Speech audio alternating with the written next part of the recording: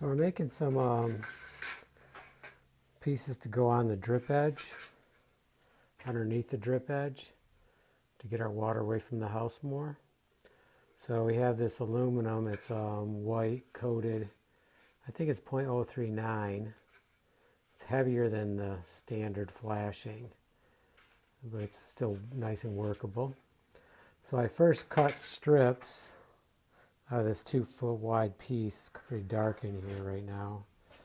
But I cut 4 1/4 inch strips because I wanted it to go underneath the drip edge by 1 1/4 inch, about 1 inch, and then to bring it out 3 inches.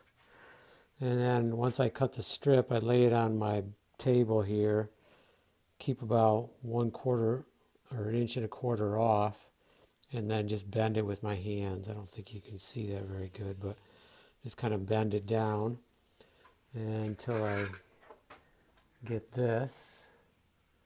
And then I like to cut the corners, a little 45 on the corners, so that when they come together you don't get those points.